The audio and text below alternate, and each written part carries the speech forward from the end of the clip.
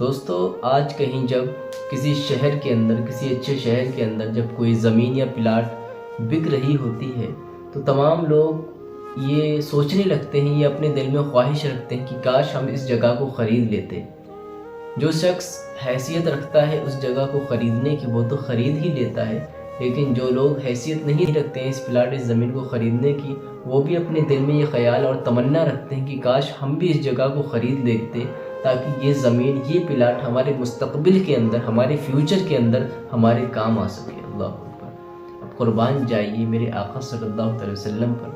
میرے آقا نے فرمایا کہ اے لوگو، اے ایمان والو، اے میرے صحابہ، اے میرے امتیوں، 3 پلاٹ، 3 زمین تو چھوڑو، 3 بنے بنائے محل اور قیمتی بنگلات ایسے ہیں جن کی قیمت تو زمین اور آسمان والے ادا نہیں کر سکتے، لیکن جو شخص میری ان 3 باتوں کو مان لے گا تو اس کے لیے وہ 3 محلات، 3 بنگلات بالکل فری میں عطا کر دوں گا۔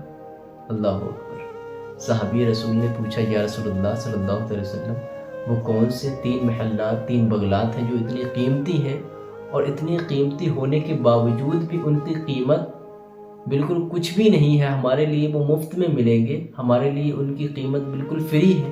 میرے آقا نے ارشاد فرمایا، پہلا محل، پہلا بنگلہ جنت کے بالکل قریب بنایا گیا ہوگا۔ اللہ اکبر۔ پہلا وہ قیمتی بنگلہ، قیمتی محل جنت کے قریب میں بنایا گیا ہوگا، اور اس کی قیمت کوئی چاندی زیورات یا روپیہ پیسہ نہیں ہوگی، بلکہ اس کی قیمت صرف یہ ہوگی، جو شخص اپنے آپ کو جھوٹ سے بچا لے گا تو میں محمد عربی اسے جنت کے بغل میں بنایا ہوا محل عطا کر دوں گا۔ سبحان اللہ۔ صحابی نے عرض کیا یا رسول اللہ، اور دوسرا محل کون سا ہے؟ وہ دوسری جگہ کیا ہے؟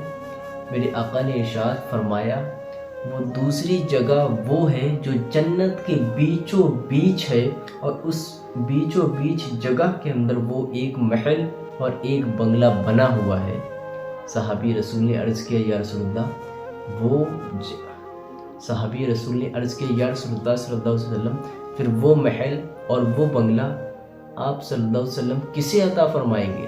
میرے آقا نے ارشاد فرمایا، میں وہ محل اور وہ بنگلہ اس شخص کو عطا فرماؤں گا جو شخص حق پر ہونے کے باوجود بھی کسی دوسرے مومن بھائی سے لڑائی نہ کرے گا۔ اللہ اکبر۔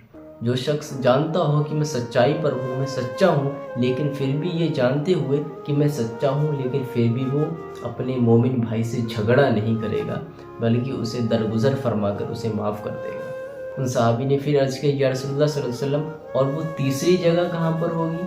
میرے آقا صلی اللہ علیہ وسلم نے ارشاد فرمایا، وہ تیسری جگہ جنت کی سب سے قیمتی جگہ کے اندر ہوگی، جو جنت کی سب سے اہم جگہ ہوگی، اس کے اندر وہ محل اور وہ بنگلہ بنا ہوا ہوگا۔ اللہ اکبر۔ اور اس کی قیمت تو ان دونوں سے بھی سستی ہے تو مہنگا ان دونوں سے، قیمت کے اعتبار سے ان دونوں سے مہنگا ہے، لیکن قیمت ادا کرنے کے اعتبار سے ان دونوں سے سستا ہے۔ صحابی رسول نے پوچھا یا رسول اللہ صلی اللہ علیہ وسلم، تو وہ کون سا محل ہے اور اس کی قیمت کیا ہے؟ میرے آقا صلی اللہ علیہ وسلم نے ارشاد فرمایا، اس کی قیمت بہت ہی کم ہے، بہت ہی کم ہے۔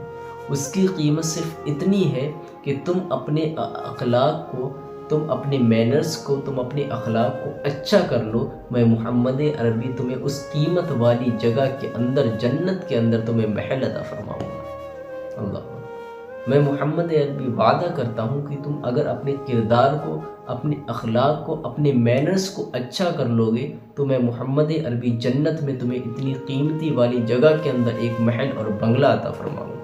اللہ، تو ہمیں چاہیے کہ ہم اتنا تو کر ہی سکتے ہیں کہ جھوٹ سے بچ سکتے ہیں، اور دوسری چیز یہ جانتے ہوئے کہ ہم سچے ہیں لیکن پھر بھی لڑائی نہیں کریں گے، یہ بھی ہم کر سکتے ہیں۔